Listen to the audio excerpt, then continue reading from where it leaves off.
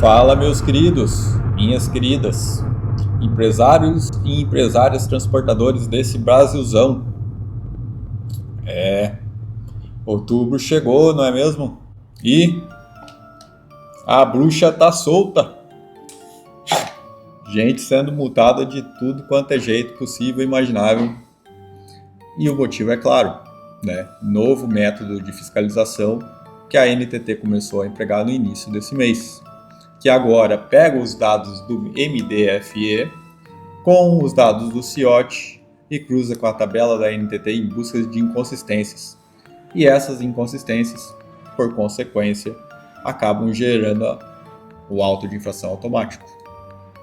E assim, a cada segundo, centenas de autos de infrações estão sendo gerados nesse país, né, pelos mais diversos motivos, que agora não é mais conversa ali que você resolve, coloca lá um dado a mais e está tudo certo. Não, agora é automático, está errado, a multa vai chegar. E isso fez com que os empresários, donos de transportadores, no início desse mês entrassem em pânico porque ninguém sabe qual vai ser o desfecho desses autos de infração. No entanto, algumas coisas a gente já sabe, né? Para quem não me conhece, eu sou o Antônio, aqui da Transporte na Lei, e nós trabalhamos exclusivamente com empresas transportadoras em busca dos seus direitos, de preservar o direito e fazer com que as empresas não tenham que pagar por contas que não são devidas, né? Então a gente trabalha com recurso administrativo, com gestão, com compliance, para que essas empresas sejam preservadas. E hoje eu estou aqui para responder questionamentos dos nossos clientes sobre essas alterações do piso mínimo de frete e também para responder alguns usuários da internet que, infelizmente, quando buscam informações, acabam encontrando respostas desencontradas ou equivocadas que geram desespero, como é o caso, por exemplo, do prazo para fazer o recurso do auto de infração. Para vocês entenderem como funciona o prazo de interposição de recurso, é necessário entender como funciona o auto de infração do piso mínimo de frete. Aqui eu trouxe um documento modelo e eu vou mostrar os principais pontos desse documento. Então, começando pelo número do documento. Esse número é necessário para você identificar o auto de infração e encontrá-lo na base da NTT. Esse documento conta com a identificação do infrator, que são os dados da transportadora, a identificação do veículo, nesse caso um veículo automotor, uma Scania com um reboque, totalizando um veículo com 6 eixos, a identificação do condutor, o motorista que realizou a operação, a documentação obrigatória, nesse caso foi entrado com o documento CIOT, com o número tal, emitido na data de 23 de 5 de 2025, o tipo de carga granel sólido, e note que o valor pago pela transportadora foi de R$ 3.710,82.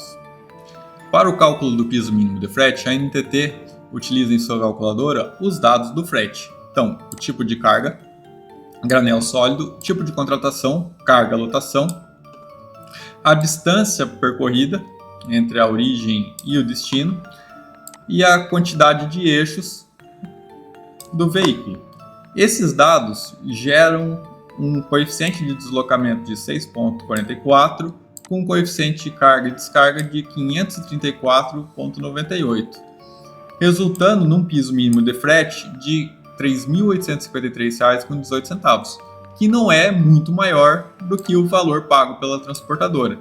Contudo, essa pequena diferença causou uma grande dor de cabeça para a transportadora, que é muito maior do que o valor que não foi pago, certo?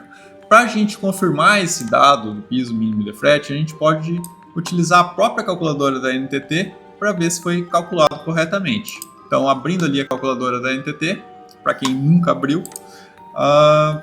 seleciona o tipo de carga, nesse caso granel sólido, quantidade de eixos, 6 eixos, a distância percorrida, nesse caso 515 km. E vou lá e dou um calcular. Note que, para o caso desse auto de infração, o tipo de contratação era uma carga-lotação. Então eu tenho que vir aqui e marcar esse campo, composição veicular, e dou um calcular. É possível verificar que a calculadora gerou um piso mínimo de frete muito acima do que ela calculou no auto da infração, que foi de R$ 3.853,18 centavos. Por que isso aconteceu? Isso aconteceu porque essa calculadora está programada para utilizar a resolução 6067 de 2025, que foi divulgada na metade do ano de 2025. No caso desse auto de infração, a infração foi gerada no dia 26/5 de 2025. Então, a tabela que realizou o cálculo, que gerou esse valor, ela era anterior a essa que está na calculadora. Com isso, para conseguirmos conferir o valor do piso mínimo de frete do auto de infração, temos que descobrir qual era a tabela que estava vigente naquele momento. Aqui no site da NTT, a gente consegue verificar todas as portarias e resoluções que estão sendo empregadas no momento e verificar que a resolução 6067 de julho de 2025, que está lá na calculadora da NTT, é realmente a que está sendo utilizada. Anterior a ela, temos a portaria 3 de fevereiro de 2025. Clicando aqui, conseguimos verificar quais são as tabelas A, B, C e D que estavam vigentes no momento daquele auto de infração. Para aquele caso, era um transporte rodoviário de carga-lotação, transportando granel sólido. Com isso, o coeficiente de deslocamento para 6 eixos era de 6,4431 e o coeficiente de carga e descarga de R$ 534,98. Nós conseguimos calcular manualmente para conferir aquele valor. Para isso, precisamos utilizar a equação disponibilizada pela NTT, que diz qual é o piso mínimo de frete em relação à distância percorrida e os coeficientes, e que é exatamente essa fórmula aqui. Assim, o montante final fica com o coeficiente de carga e descarga mais a distância percorrida vezes o coeficiente de deslocamento, que a gente pode utilizar uma calculadora simples para calcular. Portanto, temos como coeficiente de deslocamento 6,4431. Calculando 6,4431 vezes 515, que era o deslocamento entre as cidades daquele frete, mais o coeficiente de carga e descarga de 534,98. 534,98. Resultando em um piso mínimo de frete de R$ 3.853,17 centavos, arredondando 18, que corresponde exatamente ao valor do auto de infração. Continuando na leitura do auto de infração, a gente tem a descrição da infração, que diz que o contratante contratou o serviço de transporte rodoviário de carga abaixo do piso mínimo estabelecido pela NTT. O amparo legal para essa infração, a observação do agente de infração, que é exatamente a mesma da descrição da infração. Também temos o prazo para apresentação de defesas, e aqui é um ponto muito importante, porque o prazo diz que a defesa deve ser feita 30 dias contado do momento do recebimento da notificação da autuação, né? Então, isso aqui é uma informação importante e a gente vai descobrir o que é essa notificação e quando que deve começar a calcular o prazo. Também temos a identificação do agente que gerou o auto de infração. Então, temos aqui a matrícula dele e ele gerou esse auto de infração no dia 4/6.